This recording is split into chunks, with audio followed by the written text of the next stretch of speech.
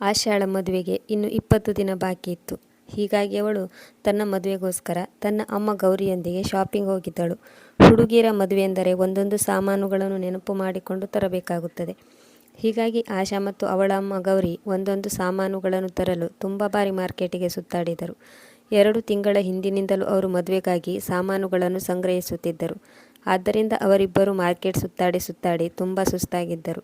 ಇಂದು ಆಶಾ ಸ್ವಲ್ಪ ಜಾಸ್ತಿ ಸುಸ್ತಾಗಿದ್ದಳು. ಏಕೆಂದರೆ ಇಂದು ತುಂಬ ಬಿಸಿಲಿತ್ತು. ಬಿಸಿಲಿನಲ್ಲಿ ಆಶಾ ಶಾಪಿಂಗ್ ಹೋಗಿದ್ದಳು. ಇದರಿಂದಾಗಿ ಅವಳ ಆರೋಗ್ಯ ತುಂಬ ಹದಗೆಟ್ಟಿತ್ತು. ಅವಳ ತಲೆ ನೋವಿನಿಂದ ಸಿಡಿಯುತ್ತಿತ್ತು. ಆಶಾ ಅಮ್ಮನಿಗೆ ಹೇಳಿದಳು, ಅಮ್ಮ, ನನ್ನ ಆರೋಗ್ಯ ಇಂದು ಸರಿಯಾಗಿಲ್ಲ, ತಲೆ ಸುತ್ತು ಬಂದಂತಾಗುತ್ತಿದೆ ಎಂದಳು. ಆಗ ಗೌರಿ ಅವಳನ್ನು ಆಸ್ಪತ್ರೆಗೆ ಕರೆದುಕೊಂಡು ಹೋದರು. ಆಶಾಳಮ್ಮ ಇಂದು ಜೋರಾಗಿ ಬಿಸಿಲು ಇರುವ ಕಾರಣ ಆಶಾಳಿಗೆ ತಲೆ ಸುತ್ತು ಬಂದಿರಬಹುದು ಮತ್ತು ಮದುವೆ ಸುತ್ತಾಟದಿಂದ ಅವಳ ಆರೋಗ್ಯದಲ್ಲಿ ಏರುಪೇರಾಗಿರಬಹುದು ಎಂದುಕೊಂಡಿದ್ದರು. ಡಾಕ್ಟರ್ ಆಶಾಳ ತಪಾಸಣೆ ನಡೆಸಿ ಕೆಲವೊಂದು ಟೆಸ್ಟ್ಗಳಿಗಾಗಿ ಬರೆದುಕೊಟ್ಟರು. ಮಾರನೇ ದಿನ ಟೆಸ್ಟ್ ರಿಪೋರ್ಟ್ ಆಶಾಳ ಕೈಯಲ್ಲಿತ್ತು. ಅದನ್ನು ನೋಡಿದವಳಿಗೆ ಸಿಡಿಲು ಬಡಿದಂತಾಗಿತ್ತು. ಆಶಾಳಿಗೆ ಡಾಕ್ಟರಿಂದ ಏನೋ ತಪ್ಪಾಗಿದೆ ಅನಿಸುತ್ತಿತ್ತು. ಗೌರಿಯ ಪರಿಸ್ಥಿತಿಯೂ ಸಹ ಹಾಗೆ ಆಗಿತ್ತು. ಅವರು ಬಿಟ್ಟ ಕಣ್ಣು ಬಿಟ್ಟ ಹಾಗೆ ಒಮ್ಮೆ ಡಾಕ್ಟರ್ ಕಡೆಗೆ, ಇನ್ನೊಮ್ಮೆ ಆಶಾಳ ಕಡೆ ನೋಡುತ್ತಿದ್ದರು. ಆಶಾಳಿಗೆ ಭೂಮಿ ಈಗಲೇ ಬಾಯಿ ತೆರೆದು ತನ್ನನ್ನು ನುಂಗಿಬಿಡಬಾರದೆ ಅನಿಸುತ್ತಿತ್ತು. ಏಕೆಂದರೆ ಅವಳು ಯಾವ ತಪ್ಪು ಮಾಡದೆ ಅವಳ ತಾಯಿ ಎದುರು ತಪ್ಪಿತಸ್ಥಳೆನ್ನುವುದು ಸಾಬೀತಾಗಿತ್ತು. ಆಶಾ ಈ ವಿಷಯವನ್ನು ಅರಗಿಸಿಕೊಳ್ಳಲಾಗದೆ ಕಷ್ಟಪಟ್ಟು ಮನೆ ಸೇರಿದಳು. ಗೌರಿ ದಾರಿಯಲ್ಲಿ ಮಗಳೊಂದಿಗೆ ಏನನ್ನೂ ಮಾತನಾಡದೆ ಇಬ್ಬರು ಮೌನವಾಗಿ ಮನೆ ಸೇರಿದ್ದರು. ಗೌರಿ ಮನೆಗೆ ಬರುತ್ತಿದ್ದಂತೆ ಅಳುತ್ತಾ ಹೇಳಿದರು, ಇದೇನು ಮಾಡಿಕೊಂಡು ಬಿಟ್ಟೆ ಆಶಾ? ಯಾರ ಪಾಪದ ಫಲ ನಿನ್ನ ಹೊಟ್ಟೆಯಲ್ಲಿ ಬೆಳೆಯುತ್ತಿದೆ? ಅಮಾಯಕಳಾದ ಆಶಾ ಅಮ್ಮನಿಗೆ ಏನೆಂದು ಉತ್ತರ ಕೊಟ್ಟಳು. ಏಕೆಂದರೆ ಸ್ವತಃ ಅವಳಿಗೆ ಈ ವಿಷಯದ ಬಗ್ಗೆ ಏನೂ ಗೊತ್ತಿರಲಿಲ್ಲ. ಯಾರ ಮೇಲೂ ಅನುಮಾನ ಪಡಲು ಸಾಧ್ಯವಿರಲಿಲ್ಲ. ಏಕೆಂದರೆ ಅವರ ಮನೆಯಲ್ಲಿ ಅವರಿಬ್ಬರ ವಿನಃ ಬೇರೆ ಯಾರೂ ಇರಲಿಲ್ಲ. ಆಶಾ 2 ಕೈಗಳಿಂದ ತನ್ನ ತಲೆಯನ್ನು ಗಟ್ಟಿಯಾಗಿ ಹಿಡಿದುಕೊಂಡು ಕುಳಿತಿದ್ದಳು. ಡಾಕ್ಟರ್ ಹೇಳಿದಂತೆ ಅವಳು 3 ತಿಂಗಳ ಪ್ರೆಗ್ನೆಂಟ್ ಆಗಿದ್ದಳು. ಡಾಕ್ಟರ್ ಕೂಡ ಆಶಾ ಹೇಳಿದಂತೆ ಅವಳ ರಿಪೋರ್ಟನ್ನು 2-3 ಬಾರಿ ತೆಗೆದು ನೋಡಿದರು. ಎಲ್ಲ ರಿಪೋರ್ಟಲ್ಲೂ ಆಶಾ ಪ್ರೆಗ್ನೆಂಟ್ ಎನ್ನುವುದು ಸಾಬೀತಾಗಿತ್ತು. ಆದರೆ ಅವಳು ಇದನ್ನು ನಂಬಲು ತಯಾರಿರಲಿಲ್ಲ. ಇದನ್ನೆಲ್ಲ ಯಾರು ಯಾವಾಗ ಮಾಡಿದರು ಎಂಬುದು ಅವಳಿಗೆ ಗೊತ್ತಿರಲಿಲ್ಲ. ಇಷ್ಟು ದೊಡ್ಡ ಘಟನೆ ಅವಳ ಜೀವನದಲ್ಲಿ ನಡೆದರೂ ಅವಳಿಗೆ ಹೇಗೆ ಗೊತ್ತಾಗಲಿಲ್ಲ ಎನ್ನುವುದು ಯೋಚಿಸಬೇಕಾದ ವಿಷಯವಾಗಿತ್ತು. ಗೌರಿ, ಇದನ್ನೆಲ್ಲ ಯಾರು ಮಾಡಿದರು ಹೇಳು ಎಂದು ಪದೇ ಪದೇ ಅವಳನ್ನು ಒತ್ತಾಯಿಸುತ್ತಿದ್ದಳು. ಅವಳು, ನಿನ್ನಾಣೆ ಅಮ್ಮ, ನನಗೆ ಈ ವಿಷಯದ ಬಗ್ಗೆ ಏನೂ ತಿಳಿದಿಲ್ಲ ಎಂದು ಆಣೆ ಮಾಡಿ ಹೇಳಿದಳು. ಆದರೆ ಗೌರಿ ಆಶಾಳನ್ನು ನಂಬಲು ಸಿದ್ಧರಿರಲಿಲ್ಲ. ಆಶಾ, ನೀನು ಇಂಥ ಸುಳ್ಳನ್ನು ಹೇಳಬೇಡ. ನೀನು ಯಾರನ್ನು ಮೂರ್ಖರನ್ನಾಗಿ ಮಾಡುತ್ತಿರುವೆ? ಇದು ನಿನಗೆ ಗೊತ್ತಿಲ್ಲದೆ, ನಿನ್ನ ಅನುಮತಿ ಇಲ್ಲದೆ ನಡೆಯುವಂಥ ಚಿಕ್ಕ ಪುಟ್ಟ ಘಟನೆಯಲ್ಲ. ಆಶಾ ಅಮ್ಮನನ್ನು ನಂಬಿಸುವಲ್ಲಿ ವಿಫಲಳಾಗಿದ್ದಳು. ಆಶಾಳ ಯಾವ ಮಾತನ್ನು ಗೌರಿ ನಂಬಲಿಲ್ಲ ಮತ್ತು ಹಾಗೆ ಸುಮ್ಮನಾದರು. ಮರುದಿನ ಗೌರಿ ಆಶಾಳನ್ನು ಬೇರೆ ಡಾಕ್ಟರ್ ಹತ್ರ ಕರೆದುಕೊಂಡು ಹೋಗಿದ್ದರು ಮತ್ತು ಅವರಿಗೆ ಎಲ್ಲ ವಿಷಯವನ್ನು ಹೇಳಿ ಅವರನ್ನು ವಿಶ್ವಾಸಕ್ಕೆ ತೆಗೆದುಕೊಂಡು ಹೇಳಿದರು. ಡಾಕ್ಟರ್, ನೀವು ನನ್ನ ಮಗಳಿಗೆ ಆಪರೇಷನ್ ಮಾಡಿಸಿದರೆ ನಮಗೆ ದೊಡ್ಡ ಉಪಕಾರ ಮಾಡಿದ ಹಾಗೆ ಆಗುತ್ತದೆ. ಅದಕ್ಕೆ ಡಾಕ್ಟರ್ ಹೇಳಿದರು, ಸಾರಿ, ಈಗ ತುಂಬ ಲೇಟಾಗಿದೆ. ಈಗ ಅವಳಿಗೆ 3 ತಿಂಗಳು ತುಂಬಿದೆ. ನಾನು ಅವಳನ್ನು ಎಲ್ಲ ರೀತಿಯಲ್ಲೂ ತಪಾಸಣೆ ಮಾಡಿದ್ದೇನೆ. ಈ ಸಮಯದಲ್ಲಿ ಅಬಾರ್ಷನ್ ಮಾಡಿದರೆ ಅವಳ ಜೀವಕ್ಕೆ ಅಪಾಯವಿದೆ ಎಂದು ಹೇಳಿದರು. ಈಗ ಆಶಾಳಿಗೆ ಮಗುವಿಗೆ ಜನ್ಮ ನೀಡುವ ವಿನಃ ಬೇರೆ ಯಾವುದೇ ದಾರಿ ಇರಲಿಲ್ಲ. ಅವಳ ಮದುವೆಯು ಹತ್ತಿರ ಬಂದಿತ್ತು. ತನ್ನ ಭಾವಿ ಪತಿಗೆ ಈ ವಿಷಯ ತಿಳಿದರೆ ಅವನು ಇಡೀ ಪ್ರಪಂಚದಲ್ಲಿ ತನ್ನ ಮಾನಹಾನಿ ಮಾಡುತ್ತಾನೆ ಎಂದು ಅವಳಿಗೆ ಗೊತ್ತಿತ್ತು.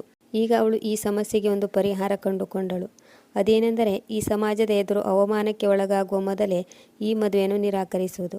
ಆಶಾ ಅಮ್ಮನಿಗೆ ಹೇಳಿದಳು, ಅಮ್ಮ, ನಾನು ಈ ಮದುವೆಯನ್ನು ಮಾಡಿಕೊಳ್ಳುವುದಿಲ್ಲ. ಅದಕ್ಕೆ ಗೌರಿ, ಆಶಾ, ಈಗ ಮದುವೆಗೆ 15 ದಿನಗಳು ಮಾತ್ರ ಉಳಿದಿವೆ. ನಾವು ಬೀಗರಿಗೆ ಈ ಮದುವೆಯನ್ನು ತಿರಸ್ಕರಿಸಲು ಕಾರಣವೇನೆಂಬುದನ್ನು ತಿಳಿಸಬೇಕಾಗುತ್ತದೆ. ಈಗ ನಾವು ಮದುವೆಯನ್ನು ನಿರಾಕರಿಸುವುದು ಸರಿಯಲ್ಲ ಮಗಳೇ. ಇದಕ್ಕೆ ಆಶಾ ಹೇಳಿದಳು, ಅಮ್ಮ, ಮದುವೆಯಾದ ಮೇಲೆ ಈ ವಿಷಯ ಅವರಿಗೆ ಗೊತ್ತಾಗುತ್ತದೆ. ಆಗ ಅವರು ನನ್ನನ್ನು ಹೊಡೆದು ಮನೆಯಿಂದ ಹೊರಹಾಕುತ್ತಾರೆ. ಅದಕ್ಕಿಂತ ಮೊದಲು ನಾವೇ ಈ ಮದುವೆಯನ್ನು ತಿರಸ್ಕರಿಸುವುದು ಒಳ್ಳೆಯದು. ಅದಕ್ಕೆ ಗೌರಿ ಹೇಳಿದರು, ಆದರೆ ಆಶಾ, ನಾವು ಇದಕ್ಕೆ ಕಾರಣ ಏನೆಂದು ತಿಳಿಸುವುದು? ನಮ್ಮ ಹತ್ತಿರ ಯಾವ ಕಾರಣವೂ ಇಲ್ಲ. ಆಶಾಳಿಗೆ ಈ ಸಮಸ್ಯೆಯನ್ನು ಹೇಗೆ ಬಗೆಹರಿಸುವುದೆಂದು ಗೊತ್ತಾಗಲಿಲ್ಲ. ಯಾಕೆಂದರೆ ಅವಳ ಜೀವನದಲ್ಲಿ ಯಾರು ಇಂಥ ಅಸಹ್ಯವಾದ ಕೆಲಸವನ್ನು ಮಾಡಿದ್ದಾರೆ ಎನ್ನುವುದು ಅವಳ ಗಮನಕ್ಕೂ ಬಂದಿಲ್ಲ. ಈ ಸಮಾಜದ ಎದುರು ಅವಮಾನಿತಳಾಗಲು ಅವಳು ಇಷ್ಟಪಡಲಿಲ್ಲ. ಹಾಗಾಗಿ ಅವಳು ಬೇರೆ ನಗರಕ್ಕೆ ಹೋಗಲು ನಿರ್ಧರಿಸಿದಳು. ಮೊದಮೊದಲು ಗೌರಿ ಈ ಊರನ್ನು ಬಿಟ್ಟು ಹೋಗಲು ನಿರಾಕರಿಸಿದರು. ಆದರೆ ಆಶಾಳ ಹಠದ ಮುಂದೆ ಅವರು ಸೋಲಬೇಕಾಯಿತು. ಆಶಾ ಗೌರಿಯನ್ನು ಕರೆದುಕೊಂಡು ಹರಿಯಾಣಕ್ಕೆ ಹೋದಳು. ಆಶಾಳ ಜೀವನದಲ್ಲಿ ನಡೆದ ಘಟನೆಯ ಬಗ್ಗೆ ಅವಳಿಗೆ ಮತ್ತು ಅವಳ ಅಮ್ಮನಿಗೆ ಬಿಟ್ಟು ಬೇರೆ ಯಾರಿಗೂ ಗೊತ್ತಿರಲಿಲ್ಲ. ಹಾಗಾಗಿ ಅವರು ಅಲ್ಲಿ ಸ್ವಲ್ಪ ನೆಮ್ಮದಿಯಿಂದ ಇದ್ದರು. ಆಶಾ ಓದಿರೋ ಹುಡುಗಿಯಾಗಿದ್ದರಿಂದ ಅವಳಿಗೆ ಅಲ್ಲಿ ಹೋದ ತಕ್ಷಣ ಒಂದು ಒಳ್ಳೆ ಕೆಲಸ ಸಿಕ್ಕಿತ್ತು. ಆಶಾ ಈ ಹಿಂದೆಯೂ ಒಂದು ಕಂಪನಿಯಲ್ಲಿ ಕೆಲಸ ಮಾಡುತ್ತಿದ್ದಳು. ಅದೇ ಕಂಪನಿಯಲ್ಲಿ ಅವಳು ಮದುವೆಯಾಗುವ ಹುಡುಗನು ಕೆಲಸ ಮಾಡುತ್ತಿದ್ದನು. ಮೊದಲ ನೋಟದಲ್ಲಿ ಅವರಿಬ್ಬರಿಗೂ ಪ್ರೀತಿ ಉಂಟಾಗಿತ್ತು. ಈ ಪ್ರೀತಿ ಮದುವೆಯವರೆಗೂ ಹೋಗಿತ್ತು. ಆಶಾಳ ಮನೆಯಲ್ಲಿ ಅವಳ ಅಮ್ಮನನ್ನು ಬಿಟ್ಟು ಬೇರೆ ಯಾರೂ ಇರದಿದ್ದ ಕಾರಣ ಅವಳು ಅಮ್ಮನಿಗೆ ರಾಜೇಂದ್ರನ ಬಗ್ಗೆ ತಿಳಿಸಿದಳು. ಅವರು ಈ ಮದುವೆಗೆ ಯಾವ ರೀತಿಯ ತಕರಾರು ಮಾಡಲಿಲ್ಲ. ಯಾಕೆಂದರೆ ರಾಜೇಂದ್ರ ಒಬ್ಬ ಒಳ್ಳೆಯ ಹುಡುಗನಾಗಿದ್ದ. ಅವನು ಚೆನ್ನಾಗಿ ಓದಿಕೊಂಡು ಒಳ್ಳೆಯ ಕೆಲಸದಲ್ಲಿದ್ದ ಮತ್ತು ಕೈತುಂಬ ಸಂಪಾದನೆಯನ್ನು ಮಾಡುತ್ತಿದ್ದ. ಇತ್ತ ರಾಜೇಂದ್ರನ ಮನೆಯಲ್ಲೂ ಅವನ ತಂದೆ ತಾಯಿಗಳು ಬಿಟ್ಟು ಬೇರೆ ಯಾರೂ ಇರಲಿಲ್ಲ. ಅವನು ಒಬ್ಬನೇ ಮಗನಾಗಿದ್ದ. ಎಲ್ಲಕ್ಕಿಂತ ಹೆಚ್ಚಾಗಿ ಅವರಿಬ್ಬರು ಒಂದೇ ಕಂಪನಿಯಲ್ಲಿ ಕೆಲಸ ಮಾಡುತ್ತಿದ್ದರು ಹಾಗೂ ಒಬ್ಬರನ್ನೊಬ್ಬರು ಇಷ್ಟಪಟ್ಟಿದ್ದರು. ಹೀಗಾಗಿ ಆಶಾಳಮ್ಮ ಈ ಮದುವೆಗೆ ಖುಷಿಯಿಂದ ಒಪ್ಪಿಕೊಂಡಿದ್ದರು. ಹೀಗೆ ಇವರಿಬ್ಬರ ಮದುವೆ ಫಿಕ್ಸ್ ಆಗುತ್ತಿದ್ದಂತೆ ಇಬ್ಬರ ಮನೆಯಲ್ಲೂ ಮದುವೆ ತಯಾರಿ ಜೋರಾಗಿ ನಡೆಯುತ್ತಿತ್ತು. ಎಲ್ಲವೂ ಸರಿಯಾಗಿರುವಾಗ ಆಶಾಳ ಜೀವನದಲ್ಲಿ ಇಂತಹದೊಂದು ಕಹಿ ಘಟನೆ ಅವಳಿಗೆ ಗೊತ್ತಿಲ್ಲದೆ ನಡೆದು ಹೋಗಿತ್ತು. ಅವಳ ಜೀವನವನ್ನೇ ಹಾಳು ಮಾಡಿದ್ದರು. ಅವಳು ಈ ವಿಷಯವಾಗಿ ಯೋಚನೆ ಮಾಡಿ ಮಾಡಿ ನಿದ್ದೆ ಕೆಡಿಸಿಕೊಂಡು ಹುಚ್ಚಿಯಾಗಿದ್ದಳು. ಆದರೆ ಅವಳಿಗೆ ಈ ವಿಷಯವಾಗಿ ಯಾವ ಸುಳಿವೂ ಸಿಗಲಿಲ್ಲ. ಯಾರ ಮೇಲೂ ಅನುಮಾನ ಪಡುವ ಹಾಗಿರಲಿಲ್ಲ. ಅವರಿಬ್ಬರು ಮನೆ ಬಿಟ್ಟು ಹೋದ ಮಾರನೇ ದಿನ ರಾಜೇಂದ್ರ ಆಶಾಳಿಗೆ ತುಂಬ ಸಲ ಕಾಲ್ ಮಾಡಿದ್ದ. ಅವನು ಆಶಾ ಮನೆ ಖಾಲಿ ಮಾಡಿರುವ ಕಾರಣ ತಿಳಿದುಕೊಳ್ಳಲು ಬಯಸಿದ್ದ. ಆದರೆ ಆಶಾ ಅವನಿಗೆ ಏನೆಂದು ಹೇಳುತ್ತಾಳೆ? ಅವಳಿಗೆ ಗೊತ್ತಿತ್ತು, ಸತ್ಯ ತಿಳಿದರೆ ಅವನು ತನ್ನನ್ನು ಸ್ವೀಕರಿಸುವುದಿಲ್ಲವೆಂದು. ಅವಳು ತನ್ನ ಫೋನ್ ನಂಬರನ್ನು ಬದಲಾಯಿಸಿದ್ದಳು. ತನ್ನ ಹಳೆಯ ಸಿಮ್ ಕಾರ್ಡ್ ಮುರಿದು ಬಿಸಾಡಿದ್ದಳು. ಒಮ್ಮೆ ರಾಜೇಂದ್ರನಿಗೆ ಎಲ್ಲ ಸತ್ಯವನ್ನು ತಿಳಿಸಲು ಯೋಚಿಸಿ ಸುಮ್ಮನಾಗಿದ್ದಳು. ಏಕೆಂದರೆ ಅವನು ಒಮ್ಮೆ ಯಾವುದೋ ಒಂದು ವಿಷಯಕ್ಕೆ ತಾನು ಏನನ್ನಾದರೂ ಸಹಿಸಿಕೊಳ್ಳುತ್ತೇನೆ, ಆದರೆ ದ್ರೋಹವನ್ನು ಸಹಿಸಿಕೊಳ್ಳುವುದಿಲ್ಲ ಎಂದಿದ್ದ. ಇಲ್ಲಿ ಆಶಾ ವಿಶ್ವಾಸದ್ರೋಹಿ ಆಗಿರಲಿಲ್ಲ. ಆದರೆ ಅವಳ ಜೀವನದಲ್ಲಿ ಅವಳಿಗೆ ಗೊತ್ತಿಲ್ಲದೆ ಅಳಿಸಲಾರದ ಕಪ್ಪು ಚುಕ್ಕೆ ಬಿದ್ದಿತ್ತು. ಅವಳ ಮನಸ್ಸು ದುಃಖದಿಂದ ಅಳುತ್ತಿತ್ತು. ಅವಳ ಸುಖ ಸಂತೋಷದ ಜೀವನ ಇನ್ನಿಲ್ಲವಾಗಿತ್ತು. ಹರಿಯಾಣಕ್ಕೆ ಬಂದ ಮೇಲೆ ಆಶಾ ಅಲ್ಲಿಯ ಜನರಿಗೆ ತನ್ನ ಗಂಡ ವಿದೇಶದಲ್ಲಿರುವನೆಂದು ಸುಳ್ಳು ಹೇಳಿದ್ದಳು. ಅವಳಿಗೆ ಸುಳ್ಳು ಹೇಳದ ವಿನಃ ಬೇರೆ ದಾರಿ ಇರಲಿಲ್ಲ. ತನ್ನ ಹೊಟ್ಟೆಯಲ್ಲಿ ಯಾರ ಪಾಪದ ಫಲ ಬೆಳೆಯುತ್ತಿದೆ ಎಂದು ನೆನೆಸಿಕೊಂಡು ಅವಳಿಗೆ ಇದರ ಬಗ್ಗೆ ಅಸಹ್ಯ ಅನಿಸುತ್ತಿತ್ತು. ಅವಳ ಆರೋಗ್ಯ ದಿನೇ ದಿನೇ ಹಾಳಾಗುತ್ತಿತ್ತು. ಯಾಕೆಂದರೆ ಅವಳು ತನ್ನನ್ನು ತಾನೇ ದ್ವೇಷಿಸಿಕೊಳ್ಳಲು ಪ್ರಾರಂಭಿಸಿದ್ದಳು. ಅವಳು ಗಂಟೆಗಟ್ಟಲೆ ದೇವರ ಎದುರು ಕೈಮುಗಿದು ನಿಲ್ಲುತ್ತಿದ್ದಳು ಮತ್ತು ಹೇಳುತ್ತಿದ್ದಳು, ನಾನು ಏನು ಪಾಪ ಮಾಡಿದೆ ಎಂದು ನನಗೆ ಈ ರೀತಿ ಶಿಕ್ಷೆ ಕೊಡುತ್ತಿರುವೆ ಎಂದು ಕೇಳುತ್ತಿದ್ದಳು. ಅವಳ ಆರೋಗ್ಯ ಹಾಳಾಗಲು ಇನ್ನೂ ಒಂದು ಕಾರಣ ಅವಳ ಅಮ್ಮ. ಅವಳೊಂದಿಗೆ ಸರಿಯಾಗಿ ಮಾತನಾಡುತ್ತಿರಲಿಲ್ಲ. ಆಶಾ ಅವರ ಒಬ್ಬಳೇ ಮಗಳಾಗಿದ್ದಳು. ಗೌರಿಗೆ ಅವಳೇ ಜೀವನದ ಭರವಸೆಯಾಗಿದ್ದಳು. ಅವಳು 3 ವರ್ಷದವಳಿದ್ದಾಗ ಅವಳ ತಂದೆ ತೀರಿ ಹೋಗಿದ್ದರು. ಅಂದಿನಿಂದ ಅವರು ಒಬ್ಬರೇ ಆಶಾಳನ್ನು ಸಾಕಿ ಬೆಳೆಸಿ ದೊಡ್ಡವಳನ್ನಾಗಿ ಮಾಡಿದ್ದರು. ಆಶಾ ಸೌಂದರ್ಯದಲ್ಲಿ ಗೌರಿಯನ್ನೇ ಹೋಲುತ್ತಿದ್ದಳು. ಹೊಳೆಯುವ ಕಪ್ಪು ಕಂಗಳು, ಉದ್ದವಾದ ರೇಷ್ಮೆಯಂಥ ಕೂದಲು, ಬಿಳಿಯ ಬಣ್ಣ ನೋಡುಗರಿಗೆ ಆಕರ್ಷವಾಗಿ ಕಾಣುತ್ತಿದ್ದಳು. ಅವಳನ್ನು ಒಮ್ಮೆ ನೋಡಿದರೆ ನೋಡುತ್ತಲೇ ಇರಬೇಕೆನ್ನುವ ಸೌಂದರ್ಯ ಅವಳದಾಗಿತ್ತು. ಗೌರಿ ಆಗಾಗ ಆಶಾಳಿಗೆ ಹೇಳುತ್ತಿದ್ದಳು, ಆಶಾ, ಈ ಸಮಾಜ ತುಂಬ ಕೆಟ್ಟು ಹೋಗಿದೆ. ಇದರ ಮೇಲೆ ನಿನ್ನ ಸೌಂದರ್ಯ, ಸ್ವಲ್ಪ ಜಾಗರೂಕತೆಯಿಂದ ಇರು ಎಂದು ಹೇಳುತ್ತಿದ್ದರು. ಆಗ ಆಶಾ ನಗುತ್ತಾ ಹೇಳುತ್ತಿದ್ದಳು, ಅಮ್ಮ, ನಿನ್ನ ಮಗಳು ಯಾವುದೇ ಸಾಧಾರಣ ಹುಡುಗಿಯಲ್ಲ. ಯಾರಾದರೂ ನಿನ್ನ ಮಗಳ ಮೇಲೆ ಕೆಟ್ಟ ದೃಷ್ಟಿ ಹಾಕಿದರೆ ಅವರ ಕಣ್ಣನ್ನು ಕಿತ್ತು ಅವರ ಕೈಯಲ್ಲಿ ಇಡುತ್ತೇನೆ. ಆದರೆ ಆಶಾಳಿಗೆ ಏನು ಗೊತ್ತಿತ್ತು ಅವಳು ಈ ವಿಷಯವಾಗಿ ಇಷ್ಟೊಂದು ಕಣ್ಣೀರು ಹಾಕಬೇಕಾಗುತ್ತದೆ ಎಂದು. ಯಾರೋ ಅವಳ ಶೀಲದ ಜೊತೆ ಆಟವಾಡಿದರು. ಅದು ಅವಳಿಗೆ ಗೊತ್ತೇ ಇಲ್ಲದಂತೆ. ಜೀವನದಲ್ಲಿ ಇಷ್ಟೊಂದು ಕಠಿಣ ಪರಿಸ್ಥಿತಿಯನ್ನು ಎದುರಿಸಬೇಕಾಗುತ್ತದೆ ಎನ್ನುವುದು ಅವಳಿಗೆ ಗೊತ್ತೇ ಇರಲಿಲ್ಲ. ಆದರೂ ಹೇಗೋ ಸಮಯ ಕಳೆದು ಹೋಗಿತ್ತು ಮತ್ತು ಅವಳು ಆಸ್ಪತ್ರೆಗೆ ಅಡ್ಮಿಟ್ ಆಗುವ ಸಮಯ ಬಂದೇ ಬಿಟ್ಟಿತ್ತು. ಆದರೆ ಅವಳಿಗೆ ತಾನು ಯಾರ ಮಗುವಿಗೆ ಜನ್ಮ ನೀಡುತ್ತಿದ್ದೇನೆ ಎನ್ನುವುದು ಗೊತ್ತಿರಲಿಲ್ಲ.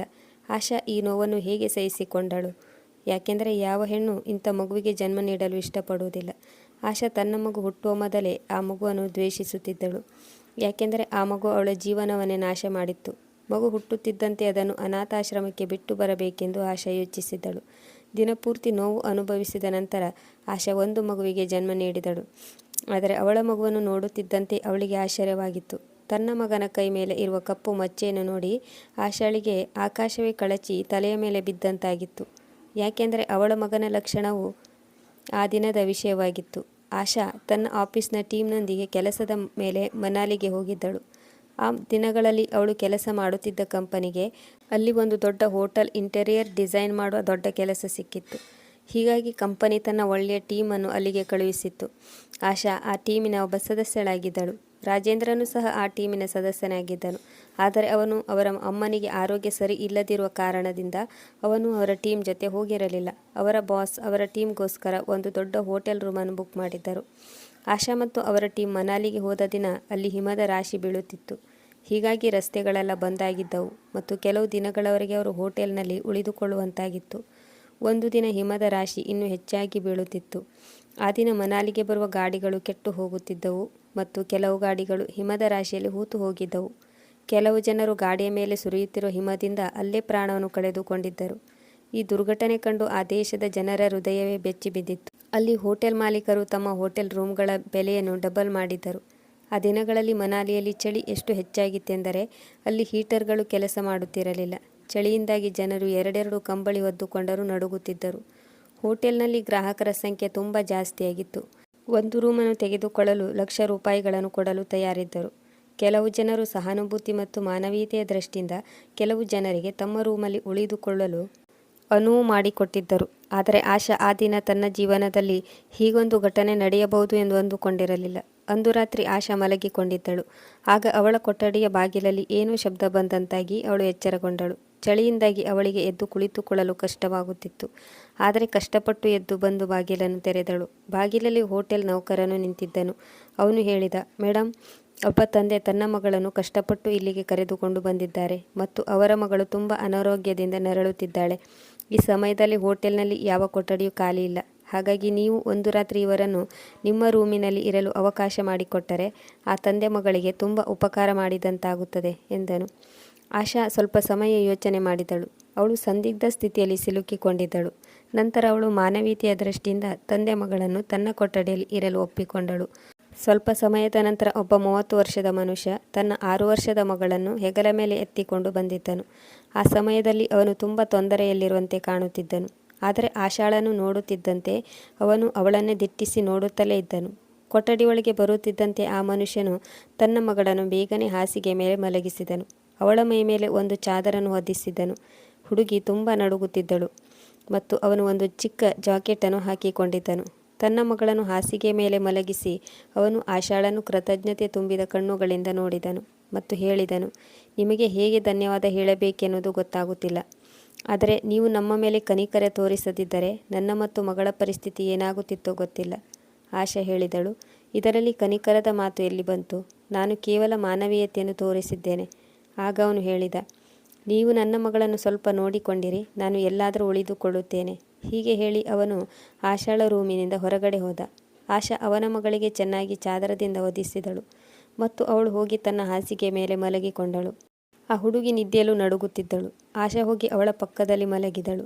ಅವಳು 6 ವರ್ಷದ ಮುಗ್ಧ ಹುಡುಗಿಯನ್ನು ತನ್ನ ಮಗ್ಗುಲಿನಲ್ಲಿ ಹಾಕಿಕೊಂಡಳು. ಸ್ವಲ್ಪ ಸಮಯದ ನಂತರ ಆ ಹುಡುಗಿ ನಡುಗುವುದನ್ನು ನಿಲ್ಲಿಸಿದಳು.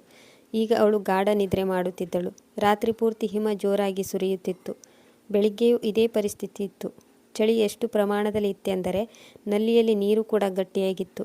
ಆ ಹುಡುಗಿ ನಿದ್ದೆಯಿಂದ ಎಚ್ಚರವಾದ ಮೇಲೆ ತನ್ನ ಹತ್ತಿರ ಇರುವ ಆಶಾಳನ್ನು ನೋಡಿ ಗಾಬರಿಗೊಂಡು ಹೇಳಿದಳು, ನಾನು ಪಪ್ಪನ ಜೊತೆ ಹೋಗಬೇಕು. ಆದರೆ ಆಶಾಳಿಗೆ ಈ ಸಮಯದಲ್ಲಿ ಅವಳ ತಂದೆ ಎಲ್ಲಿದ್ದಾರೆ ಎನ್ನುವುದು ಗೊತ್ತಿರಲಿಲ್ಲ. ಅವನ ಫೋನ್ ನಂಬರ್ ತೆಗೆದುಕೊಳ್ಳಲು ಮರೆತಿದ್ದಳು. ಆಶಾ ಆ ಹುಡುಗಿಯನ್ನು ತುಂಬ ಸಮಾಧಾನಪಡಿಸುತ್ತಿದ್ದಳು.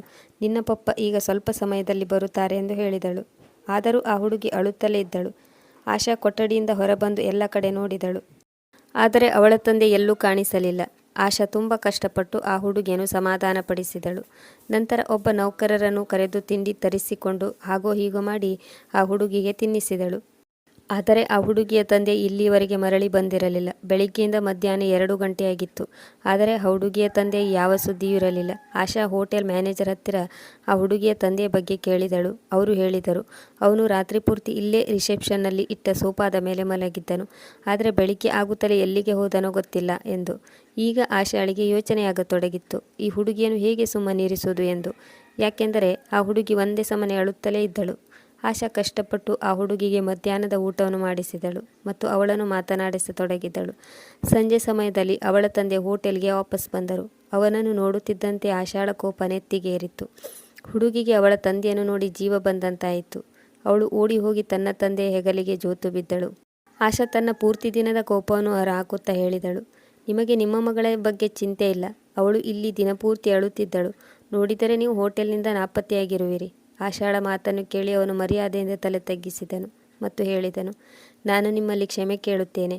ನನಗೆ ಬೆಳಿಗ್ಗೆ ಗೊತ್ತಾಯಿತು, ಇಲ್ಲಿ ರಾತ್ರಿ ತುಂಬ ಹಿಮಪಾತವಾಗಿರುವುದರಿಂದ ತುಂಬ ಗಾಡಿಗಳು ಹಿಮದ ಕೆಳಗೆ ಸಿಕ್ಕಿ ಹಾಕಿಕೊಂಡಿದ್ದು ಅವರಿಗೆ ರೆಸ್ಕ್ಯೂ ಟೀಮ್ನ ಅವಶ್ಯಕತೆ ಇತ್ತು. ಹಾಗಾಗಿ ನಾನು ಅವರಿಗೆ ಸಹಾಯ ಮಾಡಲು ಹೋಗಿದ್ದೆ.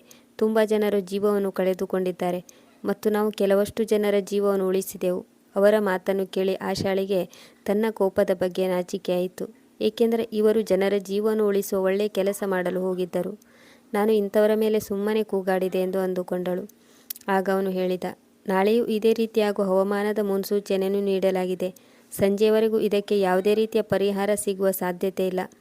ನಮ್ಮಿಂದ ನಿಮಗೆ ತುಂಬ ತೊಂದರೆಯಾಯಿತು. ರಸ್ತೆ ಸಂಚಾರ ತಿಳಿಯಾಗುತ್ತಲೇ ನಾನು ನನ್ನ ಮಗಳನ್ನು ಕರೆದುಕೊಂಡು ಹೋಗುತ್ತೇನೆ, ಆಶಾ ಹೇಳಿದಳು. ಇದರಲ್ಲಿ ತೊಂದರೆ ಏನು ಬಂತು? ನಾವು ದೇಶವಾಸಿಗಳು ಒಬ್ಬರಿಗೊಬ್ಬರು ಸಹಾಯ ಮಾಡಿಕೊಳ್ಳದಿದ್ದರೆ ಇನ್ಯಾರು ಮಾಡುತ್ತಾರೆ? ನೀವು ಮಾಡಿರೋ ಕೆಲಸದ ಮುಂದೆ ನಾನು ಮಾಡಿರೋ ಸಹಾಯ ತುಂಬ ಚಿಕ್ಕದು. ಆಶಾಳ ಮಾತನ್ನು ಕೇಳಿ ಅವನ ಮನಸ್ಸು ಸ್ವಲ್ಪ ನಿರಾಳವಾಯಿತು. ಆ ದಿನ ಪೂರ್ತಿ ಅವನು ಆಶಾಳ ರೂಮಿನಲ್ಲಿ ಉಳಿದನು. ಇಬ್ಬರು ಮಾತನಾಡುತ್ತಾ ಸಮಯ ಕಳೆದರು. ಮಾತಿನ ಮಧ್ಯದಲ್ಲಿ ಅವನು ತನ್ನ ಹೆಸರು ಅನಿಲ್ ಎಂದು ಹೇಳಿದನು. ಅವನು ತನ್ನ ಮಗಳೊಂದಿಗೆ ರಾಜಸ್ಥಾನದಲ್ಲಿ ಇರುತ್ತಿದ್ದನು. ಅವನ ಮಗಳು ಹುಟ್ಟುತ್ತಲೇ ಅವನ ಹೆಂಡತಿ ತೀರಿಕೊಂಡಿದ್ದಳು. ಆದರೆ ಇಲ್ಲಿಯವರೆಗೆ ಅವನು ತನ್ನ ಮಗಳಿಗೆ ಅವಳ ಅಮ್ಮನ ಫೋಟೋವನ್ನು ತೋರಿಸಿರಲಿಲ್ಲ.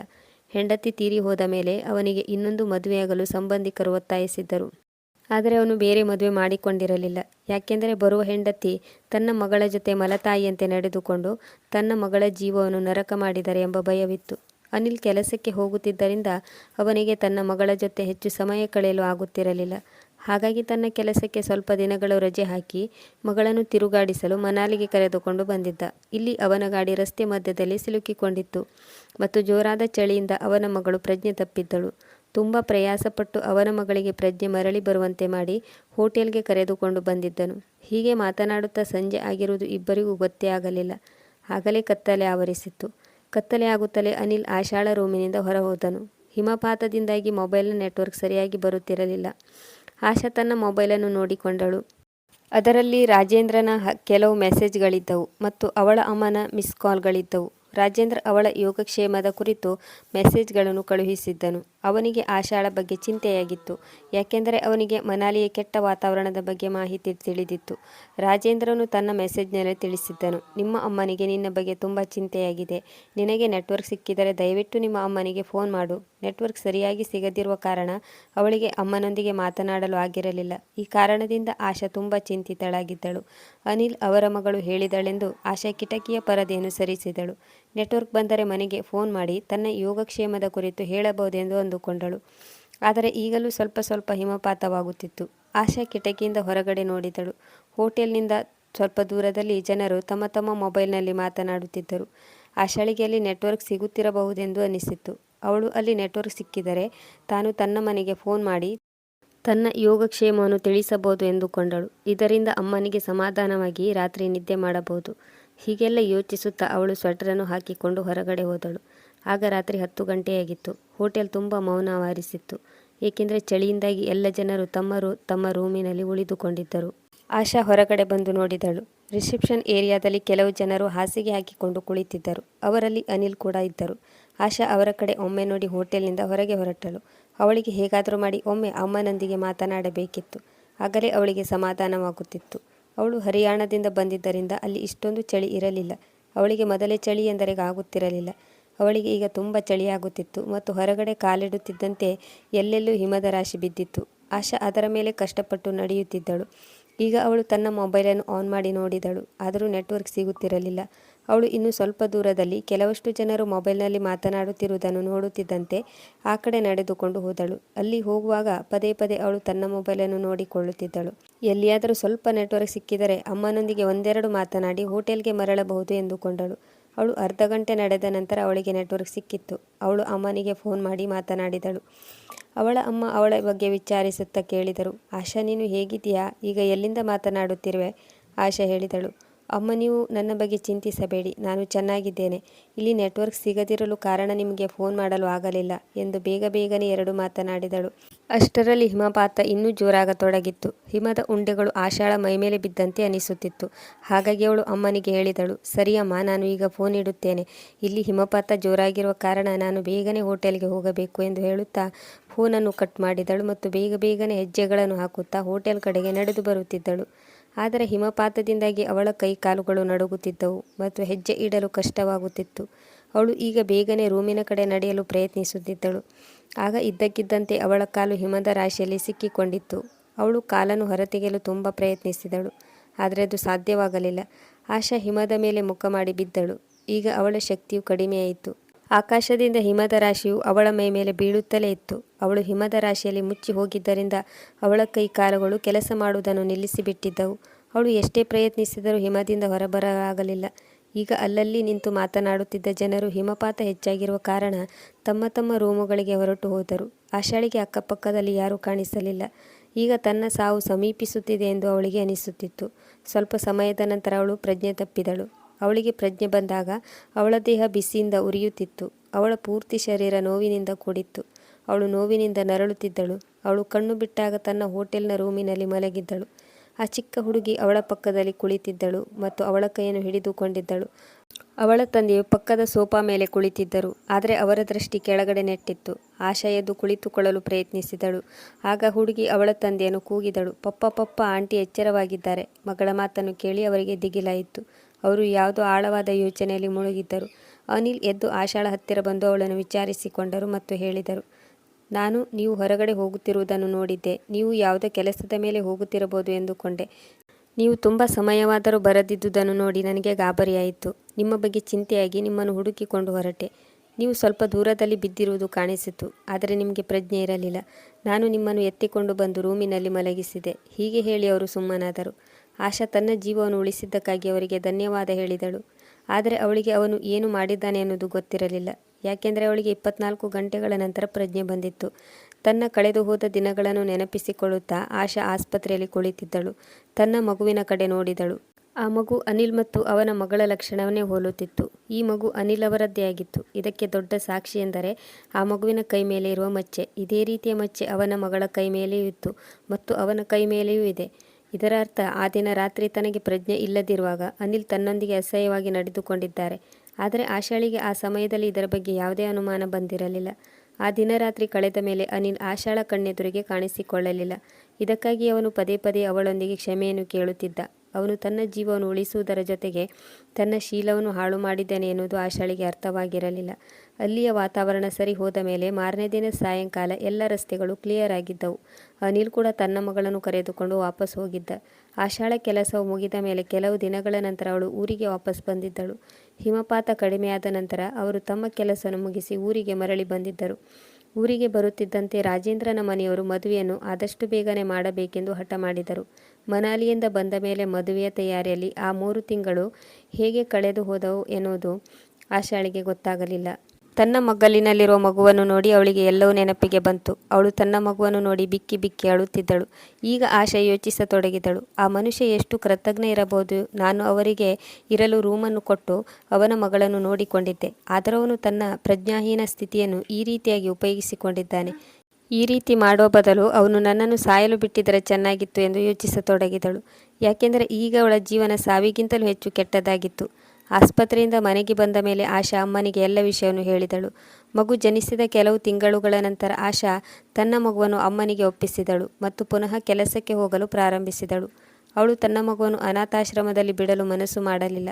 ಯಾಕೆಂದರೆ ಅವಳಿಗೆ ಅರ್ಥವಾಗಿತ್ತು, ಅವಳ ಜೀವನದಲ್ಲಿ ನಡೆದ ಕೆಟ್ಟ ಘಟನೆಯಲ್ಲಿ ಈ ಮುಗ್ಧ ಮಗುವಿನ ಯಾವುದೇ ತಪ್ಪು ಇಲ್ಲ ಎನ್ನುವುದು. ಮೇಲಾಗಿ ಅವಳು ಒಬ್ಬ ತಾಯಿಯಾಗಿದ್ದಳು. ತನ್ನ ಮಗುವನ್ನು 9 ತಿಂಗಳು ಹೊಟ್ಟೆಯಲ್ಲಿಟ್ಟುಕೊಂಡು ಬೆಳೆಸಿದ್ದಳು. ಹೀಗಾಗಿ ಅವಳು ತನ್ನ ಮಗುವನ್ನು ತನ್ನಿಂದ ಬೇರೆ ಮಾಡಲು ಇಚ್ಛಿಸಲಿಲ್ಲ. ಅವಳಿಗೆ ತನ್ನ ಮಗುವಿಗೆ ಒಳ್ಳೆಯ ಭವಿಷ್ಯವನ್ನು ನೀಡುವ ಸಲುವಾಗಿ ಕೆಲಸವನ್ನು ಮಾಡಲೇಬೇಕಾಗಿತ್ತು. ಹಾಗಾಗಿ ತನ್ನ ಕರುಳಿನ ಕುಡಿಯನ್ನು ಅಮ್ಮನಿಗೆ ಒಪ್ಪಿಸಿ ಅವಳು ಕೆಲಸಕ್ಕೆ ಹೋಗಲು ಪ್ರಾರಂಭಿಸಿದಳು. ಆದರೆ ಮುಂದೆ ಒಂದು ದಿನ ಅವಳು ಅನಿಲ್ನನ್ನು ಭೇಟಿಯಾಗುತ್ತೇನೆಂದುಕೊಂಡಿರಲಿಲ್ಲ. ಒಂದು ದಿನ ಕೆಲಸ ಮುಗಿಸಿ ಮನೆಗೆ ಬಂದಾಗ ಅನಿಲ್ ಅವರ ಅಮ್ಮನೊಂದಿಗೆ ಕುಳಿತಿರುವುದನ್ನು ನೋಡಿ ದಂಗಾಗಿ ಹೋದಳು. ಜೊತೆಗೆ ಅವನ ಮಗಳು ಇದ್ದಳು. ಅವನು ನೋಡಲು ದೇವದಾಸ್ ಹಾಗೆ ಕಾಣುತ್ತಿದ್ದನು. ಗಡ್ಡ ತುಂಬ ಉದ್ದವಾಗಿ ಬೆಳೆದಿತ್ತು. ನೋಡಲು ಒಬ್ಬ ಭಿಕ್ಷುಕನಂತೆ ಕಾಣುತ್ತಿದ್ದನು. ಆಶಾಳನ್ನು ನೋಡುತ್ತಿದ್ದಂತೆ ಅವನು ಎದ್ದು ನಿಂತನು ಮತ್ತು ಅಪರಾಧಿಯಂತೆ ತಲೆ ತಗ್ಗಿಸಿ ನಿಂತಿದ್ದನು. ಅವನನ್ನು ಆಶಾ ತಿರಸ್ಕಾರದ ದೃಷ್ಟಿಯಿಂದ ನೋಡಿದಳು. ಆದರೆ ಆಶಾ ಅನಿಲ್ಗೆ ಏನನ್ನು ಹೇಳುವ ಮೊದಲೇ ಅವನ ಮಗಳು ಆಶಾಳ ಹತ್ತಿರ ಬಂದು ಮಮ್ಮಿ ಮಮ್ಮಿ ಎಂದು ಹೇಳುತ್ತಾ ಅವಳನ್ನು ಅಪ್ಪಿಕೊಂಡಳು ಮತ್ತು ಹೇಳಿದಳು, ಮಮ್ಮಿ, ನೀವು ನಮ್ಮನ್ನು ಬಿಟ್ಟು ಎಲ್ಲಿಗೆ ಹೋಗಿದ್ರಿ? ನಾನು ನಿಮ್ಮನ್ನು ತುಂಬ ಮಿಸ್ ಮಾಡಿಕೊಂಡೆ. ಪಪ್ಪ ನಿಮ್ಮನ್ನು ತುಂಬ ಹುಡುಕಿದರು, ಆದರೆ ನೀವು ಎಲ್ಲಿಯೂ ಸಿಗಲಿಲ್ಲ. ಇನ್ನೊಮ್ಮೆ ನೀವು ನನ್ನನ್ನು ಬಿಟ್ಟು ಹೋಗಬೇಡಿ ಎಂದಳು. ಆಶಾ ಅವಳಿಗೆ ಏನನ್ನೂ ಹೇಳಲಿಲ್ಲ. ಅದರ ಬದಲಿಗೆ ಅವನ ಮಗಳು ಮಮ್ಮಿ ಎಂದು ಹೇಳಿರುವುದಕ್ಕಾಗಿ ಕೋಪ ಮತ್ತು ಅಸಹನೆ ತುಂಬಿದ ಕಣ್ಣುಗಳಿಂದ ಅನಿಲ್ನನ್ನು ನೋಡಿದಳು. ಈಗ ಆಶಾಳಮ್ಮ ಅವಳ ಹತ್ತಿರ ಬಂದು ಹೇಳಿದರು, ಆಶಾ, ಈಗ ಅನಿಲ್ನಿಗೆ ತನ್ನ ತಪ್ಪಿನ ಅರಿವಾಗಿದೆ. ಅವನು ನಿನ್ನೊಂದಿಗೆ ಕ್ಷಮೆ ಕೇಳಲು ತುಂಬ ದಿನಗಳಿಂದ ನಮ್ಮನ್ನು ಹುಡುಕುತ್ತಿದ್ದಾನೆ ಮತ್ತು ನಿನ್ನನ್ನು ಮದುವೆ ಮಾಡಿಕೊಳ್ಳಲು ಸಿದ್ಧನಿದ್ದಾನೆ. ಈ ಮಾತನ್ನು ಕೇಳಿ ಆಶಾ ತಿರಸ್ಕಾರದ ಕಣ್ಣುಗಳಿಂದ ಅವನನ್ನು ನೋಡಿ ಹೇಳಿದಳು, ನಾನು ನಿಮಗೆ ಏನು ತೊಂದರೆ ಕೊಟ್ಟಿದ್ದೆ? ನೀವು ನನ್ನ ಜೀವನವನ್ನೇ ಹಾಳು ಮಾಡಿದ್ರಿ. ಈಗ ನಿಮಗೆ ನಿಮ್ಮ ತಪ್ಪಿನ ಅರಿವಾಗುತ್ತಿದೆ. ಆದರೆ ನಾನು ನಿಮ್ಮ ನೆರಳನ್ನು ನೋಡಲು ಇಷ್ಟಪಡುವುದಿಲ್ಲ. ಇಲ್ಲಿಂದ ಹೊರಟು ಹೋಗಿ. ಆಶಾ ಹೀಗೆ ಹೇಳುತ್ತಿದ್ದಂತೆ ಅನಿಲ್ ಕಣ್ಣೀರು ಹಾಕಿದನು. ಆಶಾ ತನ್ನ ಸಿಟ್ಟನ್ನು ಹೊರಹಾಕಿ ರೂಮಿನ ಕಡೆ ಹೊರಟಳು. ಅಷ್ಟರಲ್ಲಿ ಅವಳ ಅಮ್ಮ ಅವಳ ಕೈಯನ್ನು ಹಿಡಿದು ನಿಲ್ಲಿಸಿದಳು ಮತ್ತು ಹೇಳಿದಳು, ಆಶಾ, ಒಮ್ಮೆ ಅನಿಲ್ನ ಮಾತನ್ನು ಕೇಳು. ಇದಕ್ಕೆ ಆಶಾ ಹೇಳಿದಳು, ಅಮ್ಮ, ಈಗ ಕೇಳಲು ಏನು ಬಾಕಿ ಉಳಿದಿದೆ? ಆ ವ್ಯಕ್ತಿ ಆ ದಿನ ಕೂಡ ನನಗೆ ಮೋಸ ಮಾಡಲು ತನ್ನ ಮಗಳನ್ನು ಬಳಸಿಕೊಂಡಿದ್ದ. ಈಗಲೂ ಕೂಡ ಅದನ್ನೇ ಮಾಡುತ್ತಿದ್ದಾನೆ. ಇವನ ಮಗಳು ನನ್ನನ್ನು ಮಮ್ಮಿ ಎಂದು ಕರೆಯಲು ಇವನೇ ಹೇಳಿಕೊಟ್ಟಿದ್ದು. ಆಗ ಅನಿಲ್ ಹೇಳಿದ, ಇಲ್ಲ ಆಶಾ, ನೀವು ನನ್ನ ಮತ್ತು ನನ್ನ ಮಗಳನ್ನು ತಪ್ಪಾಗಿ ತಿಳಿದುಕೊಂಡಿರುವಿರಿ. ಅರೆ ವಾವ್, ಅಂದು ನನ್ನ ಜೊತೆ ತಪ್ಪಾಗಿ ನಡೆದುಕೊಂಡಿದ್ದ ವ್ಯಕ್ತಿ ಇಂದು ನನಗೆ ಸರಿ ತಪ್ಪಿನ ಪಾಠ ಹೇಳಿಕೊಡುತ್ತಿದ್ದಾನೆ. ಅಷ್ಟರಲ್ಲಿ ಅವನ ಮಗಳು ಆಶಾಳ ಹತ್ತಿರ ಬಂದು, ಮಮ್ಮಿ, ನೀವು ನನ್ನ ಪಪ್ಪನ ಮೇಲೆ ಏಕೆ ಕೋಪ ಮಾಡಿಕೊಂಡಿದ್ದೀರಿ? ನನ್ನ ಪಪ್ಪ ತುಂಬ ಒಳ್ಳೆಯವರು. ಆಗ ಆಶಾ ಅವಳನ್ನು ತನ್ನಿಂದ ದೂರ ತಳ್ಳಿದಳು. ಆಗ ಅವಳ ಕೈಯಿಂದ ಒಂದು ಫೋಟೋ ಕೆಳಗೆ ಬಿದ್ದಿತ್ತು. ಅದನ್ನು ನೋಡಿದ ಆಶಾಳಿಗೆ ಆಶ್ಚರ್ಯವಾಯಿತು. ಅವಳು ಅದನ್ನು ಎತ್ತಿಕೊಂಡು ನೋಡಿದಳು. ಆ ಫೋಟೋವನ್ನು ನೋಡಿದ ಆಶಾ ಒಮ್ಮೆ ಅನಿಲ್ನನ್ನು, ಇನ್ನೊಮ್ಮೆ ಆ ಫೋಟೋವನ್ನು ಆಶ್ಚರ್ಯದಿಂದ ನೋಡುತ್ತಿದ್ದಳು. ಆಗ ಅನಿಲ್ ಹೇಳಿದ, ನೀವು ಆಶ್ಚರ್ಯ ಪಡಬೇಕಾಗಿಲ್ಲ. ಈ ಫೋಟೋ ನಿಮ್ಮದಲ್ಲ, ಅದು ನನ್ನ ಹೆಂಡತಿ ತಾರಾಳ ಫೋಟೋ. ನಾವಿಬ್ಬರು ಲವ್ ಮ್ಯಾರೇಜ್ ಆಗಿದ್ದೆವು. ನಾವು ಒಬ್ಬರಿಗೊಬ್ಬರು ತುಂಬ ಪ್ರೀತಿಸುತ್ತಿದ್ದೆವು. ನಾವು ಬದುಕಿದ್ದರೂ ಜೊತೆಯಲ್ಲೇ, ಸಾವನ್ನಪ್ಪಿದರೂ ಜೊತೆಯಲ್ಲೇ ಸಾಯೋಣ ಎಂದು ಪ್ರಮಾಣ ಮಾಡಿದ್ದೆವು. ಆದರೆ ತಾರಾ ಸಾವನ್ನಪ್ಪಿದ ಮೇಲೆ ನನಗೆ ಬದುಕುವ ಯಾವ ಭರವಸೆಯೂ ಇರಲಿಲ್ಲ.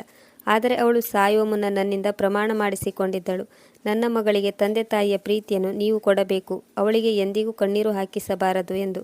ನಾನು ನನ್ನ ಮಗಳ ಮೇಲೆ ಆಣೆ ಮಾಡಿ ಹೇಳುತ್ತೇನೆ ಆಶಾ, ಅಂದು ನಾನು ನಿಮ್ಮ ಜೊತೆ ಆ ರೀತಿ ನಡೆದುಕೊಂಡಿದ್ದು ನಿಮ್ಮನ್ನು ಬಳಸಿಕೊಳ್ಳಬೇಕೆಂದಲ್ಲ. ಆ ದಿನ ಪ್ರಜ್ಞೆ ತಪ್ಪಿದ ನಿಮ್ಮನ್ನು ರೂಮಿಗೆ ಕರೆದುಕೊಂಡು ಬಂದಾಗ ನಿಮ್ಮ ಪೂರ್ತಿ ಶರೀರ ಚಳಿಯಿಂದಾಗಿ ನೀಲಿಗಟ್ಟಿತ್ತು.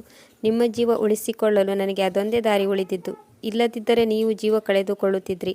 ನನ್ನ ಕಣ್ಣೆದುರಿಗೆ ನೀವು ಸಾಯುವುದನ್ನು ನನ್ನಿಂದ ನೋಡಲು ಸಾಧ್ಯವಿರಲಿಲ್ಲ. ನೀವು ನನ್ನ ಮಗಳ ಜೀವನ ಉಳಿಸಿದವರು. ಮೇಲಾಗಿ ನಿಮ್ಮ ಈ ಮುಖ ನನ್ನನ್ನು ದುರ್ಬಲನನ್ನಾಗಿ ಮಾಡಿತ್ತು. ನಾನು ನನ್ನ ಹೆಂಡತಿ ನನ್ನ ಕಣ್ಣ ಮುಂದೆ ಉಸಿರು ನಿಲ್ಲಿಸುವುದನ್ನು ನೋಡಿದ್ದೆ. ನನ್ನ ಮಗಳ ಜೀವ ಉಳಿಸಿದ ಮತ್ತು ನೋಡಲು ನನ್ನ ಹೆಂಡತಿಯ ತದ್ರೂಪಿಯಾಗಿರುವ ನೀವು ನನ್ನ ಕಣ್ಣ ಎದುರಿಗೆ ಸಾಯುವುದನ್ನು ನಾನು ಹೇಗೆ ನೋಡಲಿ? ನನ್ನ ಹತ್ತಿರ ನಿಮ್ಮ ಜೀವ ಉಳಿಸಲು ಬೇರೆ ಯಾವುದಾದರೂ ದಾರಿ ಉಳಿದಿದ್ದರೆ ನಾನು ಆ ರೀತಿ ಖಂಡಿತ ಮಾಡುತ್ತಿರಲಿಲ್ಲ. ಆ ದಿನ ನಾನು ತೆಗೆದುಕೊಂಡ ನಿರ್ಧಾರ ಇಷ್ಟಪಟ್ಟು ತೆಗೆದುಕೊಂಡಿದ್ದಲ್ಲ. ನಾನು ನಿಮ್ಮನ್ನು ಎಚ್ಚರಗೊಳಿಸಲು ತುಂಬ ಪ್ರಯತ್ನಪಟ್ಟೆ. ನಾನು ನನ್ನ ಕೈಯಿಂದ ನಿಮ್ಮ ಹಸ್ತ ಮತ್ತು ಪಾದಗಳನ್ನು ತುಂಬ ಸಮಯದವರೆಗೆ ಉಜ್ಜಿ ನಿಮ್ಮ ಶರೀರದಲ್ಲಿ ಉಷ್ಣತೆಯನ್ನು ತರಲು ಪ್ರಯತ್ನಿಸಿದೆ. ಆದರೆ ಎಷ್ಟೇ ಪ್ರಯತ್ನಿಸಿದರೂ ಅದು ಸಾಧ್ಯವಾಗಲಿಲ್ಲ. ಇನ್ನು ನನಗೆ ಕೊನೆಯದಾಗಿ ಅದೊಂದೇ ದಾರಿ ಉಳಿದದ್ದು. ನನ್ನನ್ನು ನಂಬಿ ಆಶಾ, ನಾನು ಕಣ್ಣು ಮುಚ್ಚಿಕೊಂಡು ನಿಮ್ಮ ಬಟ್ಟೆಗಳನ್ನು ತೆಗೆದೆ. ನನ್ನ ಮನಸ್ಸಿನಲ್ಲಿ ನಿಮ್ಮ ಬಗ್ಗೆ ಯಾವುದೇ ಕೆಟ್ಟ ವಿಚಾರ ಇರಲಿಲ್ಲ. ನನ್ನ ಉದ್ದೇಶ ನಿಮ್ಮ ಶರೀರದ ಉಷ್ಣತೆಯನ್ನು ಹೆಚ್ಚಿಸಿ ನಿಮ್ಮ ಜೀವ ಉಳಿಸುವುದು ಮಾತ್ರ ಆಗಿತ್ತು. ಆದರೆ ನಿಮ್ಮ ದೇಹದ ಉಷ್ಣತೆಯನ್ನು ಹೆಚ್ಚಿಸುವ ಸಮಯದಲ್ಲಿ ಯಾವುದೋ ದುರ್ಬಲ ಗಳಿಗೆಯಲ್ಲಿ ನಾನು ನನ್ನ ಮನಸ್ಸಿನ ಹಿಡಿತವನ್ನು ಕಳೆದುಕೊಂಡೆ. ನಿಮ್ಮ ಮುಖದಲ್ಲಿ ನನಗೆ ನನ್ನ ಹೆಂಡತಿಯ ಮುಖ ಕಾಣಿಸಿತ್ತು. ಹಾಗಾಗಿ ಈ ಅಚಾತುರ್ಯ ನಡೆದು ಹೋಯಿತು. ಆದರೆ ನಾನು ಈ ರೀತಿ ನಡೆದುಕೊಳ್ಳಬಾರದಿತ್ತು. ಮರುದಿನ ನಿಮಗೆ ಪ್ರಜ್ಞೆ ಬಂದಾಗ ನಿಮ್ಮ ಎದುರು ನಿಲ್ಲುವ ಧೈರ್ಯ ನನಗೆ ಇರಲಿಲ್ಲ. ನಾನು ಎಷ್ಟೇ ಧೈರ್ಯ ಮಾಡಿದರೂ ನಿಮ್ಮ ಜೊತೆ ಈ ವಿಷಯವನ್ನು ಹೇಳಿಕೊಳ್ಳಲೂ ಆಗಲಿಲ್ಲ. ಮನೆಗೆ ಹೋದ ಮೇಲೆ ನನಗೆ ನೆಮ್ಮದಿಯಿಂದ ಬದುಕಲು ಆಗಲಿಲ್ಲ. ನಾನು ನಿಮ್ಮನ್ನು ಹುಡುಕಲು ಪ್ರಾರಂಭಿಸಿದೆ. ನಾನು ತುಂಬ ಕಷ್ಟಪಟ್ಟು ಹೋಟೆಲ್ನಿಂದ ನಿಮ್ಮ ಅಡ್ರೆಸ್ಸನ್ನು ಪಡೆದುಕೊಂಡು ಅಲ್ಲಿಗೆ ಹೋದೆ. ಆದರೆ ನೀವು ಅಲ್ಲಿ ಇರಲಿಲ್ಲ. ನೀವು ನಿಮ್ಮ ಮದುವೆಗೆ ಕೆಲವು ದಿನಗಳ ಹಿಂದೆ ಆ ಊರನ್ನು ಬಿಟ್ಟಿರುವುದಾಗಿ ತಿಳಿದು ಬಂತು. ನೀವು ಇದ್ದಕ್ಕಿದ್ದಂತೆ ಊರು ಬಿಟ್ಟಿರುವುದನ್ನು ಕೇಳಿ ನನಗೆ ತುಂಬ ಗಾಬರಿಯಾಯಿತು. ಆ ದಿನ ರಾತ್ರಿ ನಡೆದ ಘಟನೆಯಿಂದಾಗಿ ನಿಮ್ಮ ಜೀವನದಲ್ಲಿ ಏನೋ ತೊಂದರೆಯಾಗಿ ನೀವು ಊರನ್ನು ಬಿಡುವ ಸಂದರ್ಭ ಬಂದಿರಬಹುದು ಎಂದು ನಾನು ನಿಮ್ಮನ್ನು ಹುಡುಕುವ ಪ್ರಯತ್ನವನ್ನು ಮುಂದುವರಿಸಿದೆ. ಒಂದು ದಿನ ನನ್ನ ಸ್ನೇಹಿತನ ಆಫೀಸ್ನಲ್ಲಿ ನಿಮ್ಮನ್ನು ನೋಡಿದೆ. ನನ್ನ ಸ್ನೇಹಿತನಿಂದ ನಿಮ್ಮ ಅಡ್ರೆಸ್ಸನ್ನು ಪಡೆದುಕೊಂಡು ನಾನು ಇಲ್ಲಿಗೆ ಬಂದೆ. ಇಲ್ಲಿ ನಿಮ್ಮ ಅಮ್ಮ ನನಗೆ ಎಲ್ಲ ವಿಷಯವನ್ನು ತಿಳಿಸಿದರು. ನನಗೆ ಗೊತ್ತಿದೆ ನೀವು ನನ್ನನ್ನು ದ್ವೇಷಿಸುವಿರೆಂದು. ಈಗಲೂ ನೀವು ನನ್ನದೇ ತಪ್ಪು ಎಂದು ಹೇಳುವುದಾದರೆ ನೀವು ಯಾವ ಶಿಕ್ಷೆಯನ್ನು ಕೊಟ್ಟರೂ ನಾನು ಸ್ವೀಕರಿಸಲಿದ್ದೇನೆ. ಹೀಗೆ ಹೇಳುತ್ತಾ ಅನಿಲ್ನ ಕಣ್ಣಿನಲ್ಲಿ ಪಶ್ಚಾತ್ತಾಪದ ಕಣ್ಣೀರು ಸುರಿಯುತ್ತಿತ್ತು. ಅವನು ಆಶಾಳ ಕಾಲ ಕೆಳಗೆ ಹೋಗಿ ಕುಳಿತುಕೊಂಡು ಹೇಳಿದನು, ಆಶಾ, ನೀವು ನನ್ನಿಂದಾಗಿ ಜೀವನದಲ್ಲಿ ತುಂಬ ತೊಂದರೆಯನ್ನು ಅನುಭವಿಸಿರುವಿರಿ. ದಯವಿಟ್ಟು ನನ್ನನ್ನು ಕ್ಷಮಿಸಿಬಿಡಿ. ಇಲ್ಲಿಯವರೆಗೆ ನೀವು ಅನುಭವಿಸಿದ ನೋವಿಗೆ ಪರಿಹಾರವನ್ನು ಕೊಡಲಾರೆ. ಆದರೆ ಇನ್ನು ಮುಂದೆ ನಿಮ್ಮ ಜೀವನದಲ್ಲಿ ಖುಷಿಯನ್ನು ತರುವ ಪ್ರಯತ್ನವನ್ನು ಮಾಡುತ್ತೇನೆ. ನನ್ನ ತಪ್ಪನ್ನು ಸರಿಪಡಿಸಿಕೊಳ್ಳಲು ನನಗೆ ಒಂದು ಅವಕಾಶವನ್ನು ಕೊಡಿ. ನಾನು ನಿಮ್ಮನ್ನು ಮದುವೆ ಮಾಡಿಕೊಂಡು ನನ್ನ ಅಪರಾಧವನ್ನು ಸರಿಪಡಿಸಿಕೊಳ್ಳಲು ಪ್ರಯತ್ನಿಸುತ್ತೇನೆ. ಹೀಗೆ ಹೇಳುತ್ತಾ ಅನಿಲ್ ಆಶಾಳಿಗೆ ಕೈ ಮುಗಿದು ಕುಳಿತುಕೊಂಡು ಬಿಕ್ಕಿ ಬಿಕ್ಕಿ ಅಳುತ್ತಿದ್ದನು. ಅನಿಲ್ನ ಮಾತು ಕೇಳಿ ಆಶಾಳ ಕಣ್ಣು ಕೂಡ ಒದ್ದೆಯಾಗಿದ್ದವು. ಅವನ 2 ಕೈಗಳನ್ನು ಹಿಡಿದುಕೊಂಡು ಅವನನ್ನು ಕ್ಷಮಿಸಿದ್ದಳು ಮತ್ತು ತುಂಬ ಸರಳವಾಗಿ ಅವರಿಬ್ಬರ ಮದುವೆ ನಡೆಯಿತು. ಮದುವೆ ಮಾಡಿಕೊಂಡು ನವ ವಧೂವರರಾಗಿ ಮನೆಗೆ ಬಂದಿದ್ದರು. ಮದುವೆಯಾದ ಮೇಲೆ ಅನಿಲ್ ಆಶಾಳನ್ನು ತುಂಬ ಪ್ರೀತಿಸುತ್ತಿದ್ದನು. ಆಶಾ ಹಿಂದಿನ ಎಲ್ಲ ಕಹಿ ನೆನಪುಗಳನ್ನು ಮರೆತು ಬಿಟ್ಟಿದ್ದಳು. ಆಶಾ ತನ್ನ ಪ್ರೀತಿಯಿಂದ ಅನಿಲ್ ಅವರ ಹೃದಯದಲ್ಲಿ ತಾರಾ ಮತ್ತು ಆಶಾಳ ಪ್ರೀತಿಯನ್ನು ಜೀವಂತವಾಗಿ ಇರುವಂತೆ ಮಾಡಿದ್ದಳು. ಈಗ ಅವರಿಬ್ಬರದು ತುಂಬ ಪ್ರೀತಿಯ ಕುಟುಂಬವಾಗಿತ್ತು. ಅವರ ಕುಟುಂಬದಲ್ಲಿ ಒಂದು ಮುದ್ದಾದ ಹೆಣ್ಣು ಮಗು ಮತ್ತು ಮುದ್ದಾದ ಗಂಡು ಮಗು ಇತ್ತು. ಅನಿಲ್ಗೆ ಆಶಾಳ ಮುಖದಲ್ಲಿ ತಾರಾಳ ನೆನಪು ಜೊತೆಯಾಗಿತ್ತು.